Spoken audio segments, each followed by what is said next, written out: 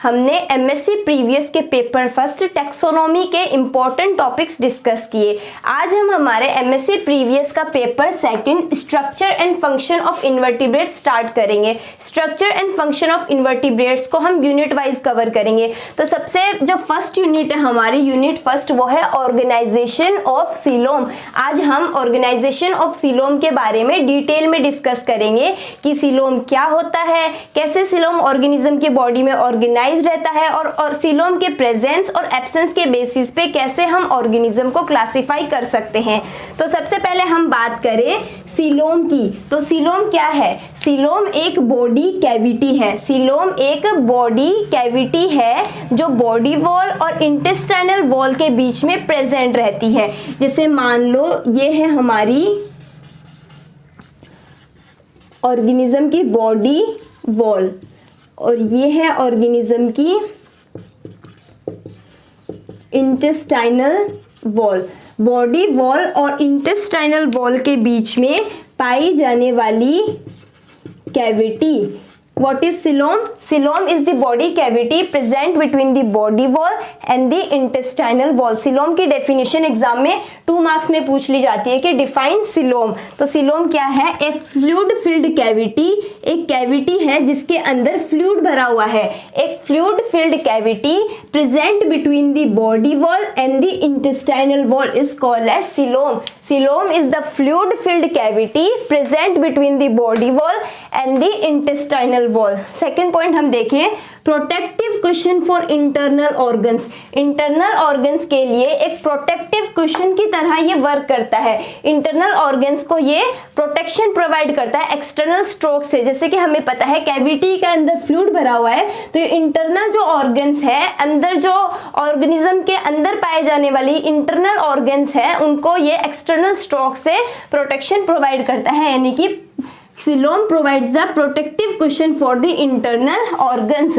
और कुछ वॉर्म्स में coelom acts like a skeleton, और कई ऐसे वॉर्म्स होते हैं जिनमें सीलोम जो है वो स्केलेटन की तरह वर्क करता है। Lined by mesoderm from all sides, ये अभी मैंने बताया कि सीलोम है वो बॉडी वॉल और इंटेस्टाइनल वॉल के बीच में प्रेजेंट है और चारों तरफ से मेसोडर्म लेयर से लाइन रहती है। हमें पता है हमारे बॉडी में 3 जर्म लेयर प्रेजेंट होती है, एक्टोडर्म सबसे बाहर वाली, मेसोडर्म बीच वाली और एंडोडर्म सबसे अंदर वाली। तो सीलोम चारों तरफ से मेसोडर्म लेयर से, तो मान लो ये सीलोम है तो सीलोम ऑल साइड से जो मेसोडर्म लेयर है उससे लाइंड रहेगी। ये सबसे इंपॉर्टेंट पॉइंट है सीलोम का, याद रखना कि सीलोम ऑल साइड से मेसोडर्म लेयर से लाइंड रहती है। Lined by mesoderm from all side, यानी कि सीलोम क्या है?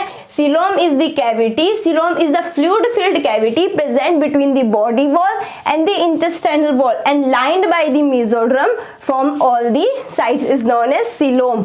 अब बात करें हम सीलोम की, तो एक ग्रुप ऑफ ऑर्गेनिज्म से डिफरेंट ग्रुप ऑफ ऑर्गेनिज्म में coelom Based on the presence or absence of this body cavity, organisms are divided into 3 types. This body cavity यानी सीलोम के presence और absence के basis पे हम organism को 3 types में divide कर सकते हैं कि किसी organism में सीलोम present है या absent है, उसके basis पे हम organism को 3 types में divide कर सकते हैं। सबसे first है एसिलोमेट, सेकेंड है यूसिलोमेट और थर्ड है स्यूडोसिलोमेट। सबसे पहले हम बात करें एसिलोमेट की, तो ए से यहाँ मतलब है एब्सेंट, यानी ऐसे ऑर्गेनिज्म जिसमें सीलोम एब्सेंट हो। एसिलोमेट, एब्सेंट सीलोमेट, ऐसे ऑर्गेनिज्म जिनमें सीलोम एब्सेंट हो उन्हें हम एसिलोमेट के अंडर कंसीडर करेंगे। इस डायग्राम से अगर हम समझें तो सबसे बाहर वाली एक्टोडर्म लेयर, फिर बीच वाली मेसोडर्म लेयर, अंदर वाली एंडोडर्म लेयर, फिर है हमारी डाइजेस्टिव कैनाल। तो मैंने क्या बताया था सीलोम क्या है? Coelom is the body cavity present between body wall और इंटेस्टाइनल वॉल। इंटेस्टाइनल वॉल और बॉडी वॉल के बीच में पाई जाने वाली कैविटी जो ऑल साइड से मेसोडर्म लेयर से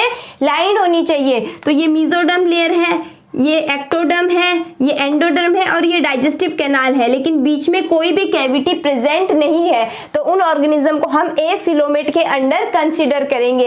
एग्जांपल है प्लेटीहेल्मिन्थिस, यानी फ्लैट वर्म को हम एसिलोमेट के अंदर कंसीडर करेंगे। Organism which lakhs body cavity, जिनके अंदर बॉडी कैविटी प्रेजेंट नहीं होता। एंड एक पॉइंट है organs not protected as other. हमें पता है कि ये जो बॉडी कैविटी है, सीलोम है, ये एक्सटर्नल स्ट्रोक से इंटरनल ऑर्गन्स को प्रोटेक्शन प्रोवाइड करती है। एक्सटर्नल जो स्ट्रोक्स हैं उनको जो इंटरनल ऑर्गन्स हैं उनके लिए प्रोटेक्शन की तरह काम करता है। ये प्रोटेक्टिव कुशन की तरह वर्क कर रहा था।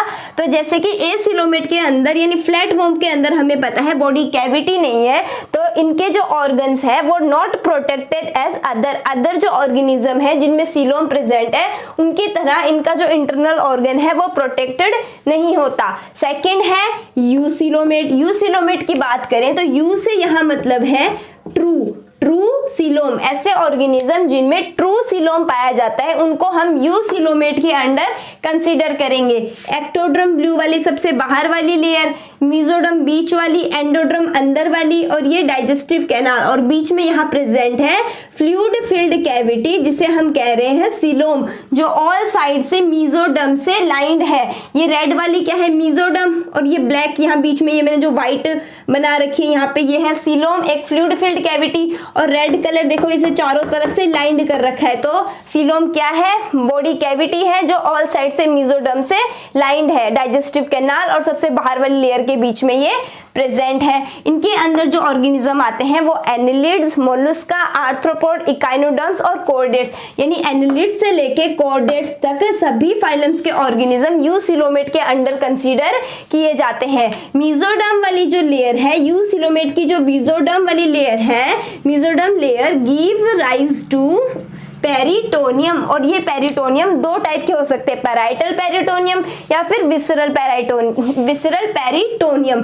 पैराइटल यानी बाहर वाली, विसरल यानी अंदर वाली। यानी पैराइटल पेरिटोनियम कहाँ प्रेजेंट है, the epithelial layer present just below the body wall, body wall के जस्ट बिलो प्रेजेंट है पैराइटल पेरिटोनियम। और विसरल पेरिटोनियम कहाँ प्रेजेंट है, present around the digestive tube, digestive tube के अराउंड प्रेजेंट है visceral peritoneum. यानी कि ऐसे ऑर्गेनिज्म जिनमें ट्रू सीलोम पाए जाते हैं उन्हें हम यूसिलोमेट के अंदर कंसीडर करेंगे। थर्ड है हमारा सूडोसीलोम। सूडो से यहाँ मतलब है फाल्स, यानी ऐसे ऑर्गेनिज्म जिनमें फाल्स सीलोम पाया जाता है। सीलोम तो पाया जाता है लेकिन वो सीलोम ऑल साइड से मेसोडर्म से लाइंड नहीं होगा। ऑल साइड से मेसोडर्म से लाइंड अगर सीलोम नहीं है तो उस सीलोम को हम कहेंगे सूडोसीलोमेट्स, यानी फाल्स सीलोम। स्कैटर्ड तरीके से अगर सीलोम प्रेजेंट है तो उसे हम कहेंगे फाल्स सीलोम। जैसे कि इस डायग्राम से हम समझे एक्टोडर्म, मेसोडर्म, एंडोडर्म, और ये है हमारा सीलोम यानी कि सूडोसीलोम, false coelom.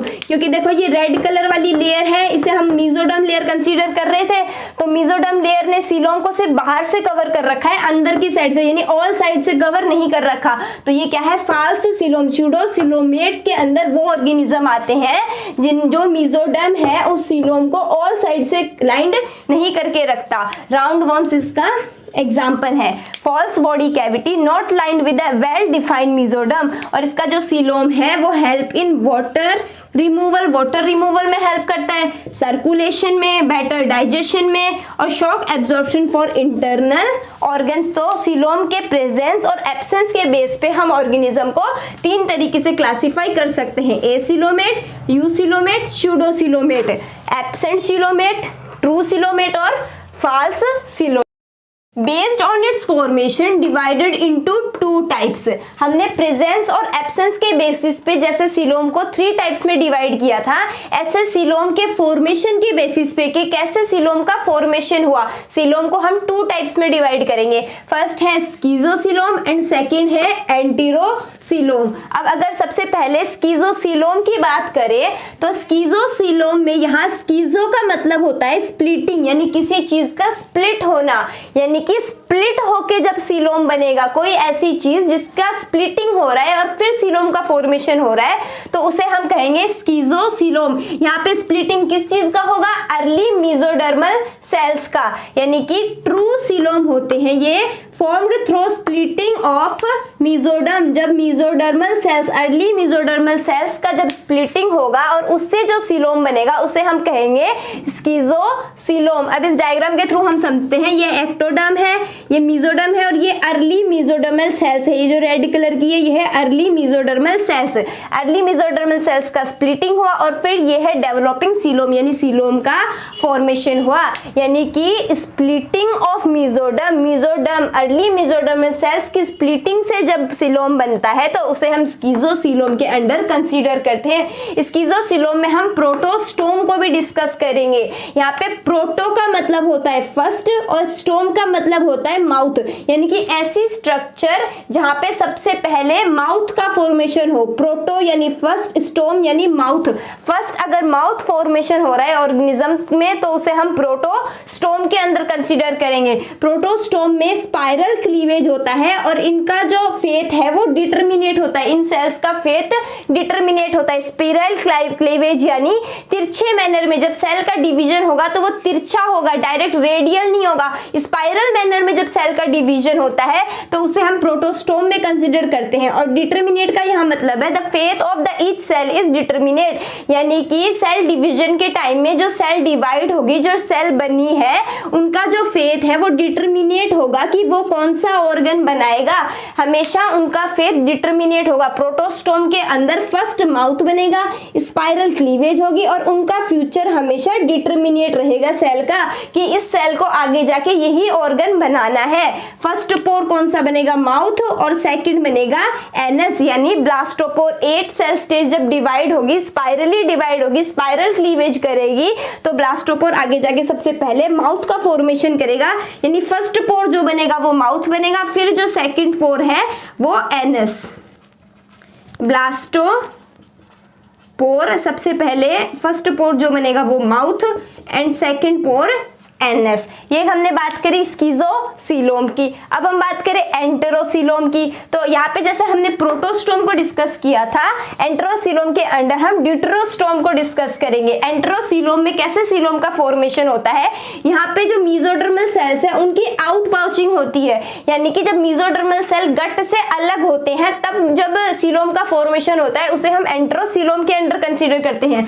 Mesoderm derive from the wall of embryonic gut, जब एम्ब्रियोनिक गट से मीजोडर्म डिराइव हो, मीजोडर्म सबसे पहले बनेगा वहां पे आउट पाउचिंग की फॉर्म में, endodermal end gets detach from the endoderm, फिर वो एंडोडर्म से वहां से डी अटैच हो जाएगा और लेटर ग्रो करेगा और उसे हम कहेंगे एंटेरोसीलोम। डायग्राम की हेल्प से देखें तो ये एक्टोडर्म है, ये एंडोडर्म है और ये अर्ली मीजोडर्मल सेल्स है। देखो एंडोडर्म से आउट पाउचिंग की फॉर्म में, एंडोडर्म से फॉर्मेशन हो रहा है आउट पाउचिंग की फॉर्म में, फिर ये गट से सेपरेट हो गए, सेपरेट ऑफ पाउचेस फ्रॉम गट, और यहाँ पे ये सीलोम डेवलप हो गया। ड्यूटेरोस्टोम की बात करें तो जैसे यहाँ पे प्रोटो का मतलब फर्स्ट था, ऐसे ड्यूटेरो का मतलब होता है सेकंड और स्टोम का मतलब होता है माउथ, यानी पोर। ब्लास्टोपोर से जब सेल डिवाइड होगी तो ब्लास्टोपोर से जो फर्स्ट पोर है वो कहलाएगा वहां पे माउथ और सेकेंडली डेवलप होगा एनएस। और प्रोटोस्टोम में फर्स्ट माउथ था फिर एनएस था, ड्यूटेरोस्टोम में फर्स्ट एनएस है फिर माउथ है, यानी कि सेकेंडली माउथ है। और इसमें क्लीवेज कैसा होगा? रेडियल। प्रोटोस्टोम में कैसा था? स्पाइरल यानी तिरछा। यहाँ पे कैसा होगा? Radial and indeterminate. सेल्स का जो फ्यूचर है वो इनडिटरमिनेट है, आगे जाके सेल जब डिवाइड होगी तो कोई भी ऑर्गन बना सकती है। जैसे प्रोटोस्टोम में सेल्स का जो फ्यूचर था, फेट था, वो डिटरमिनेट था, ऐसे ड्यूटेरोस्टोम में नहीं है। ड्यूटेरोस्टोम में indeterminate cells of faith of cells, faith is not determinate, any cell can form any organ. First pore क्या है यहाँ पे? एनएस, सेकंड है माउथ, यानी ब्लास्टोपोर 8 सेल जब स्टार्ट डिवाइड होगा तो सबसे पहले क्या बनेगा? एनएस और सेकंड बनेगा हमारा माउथ।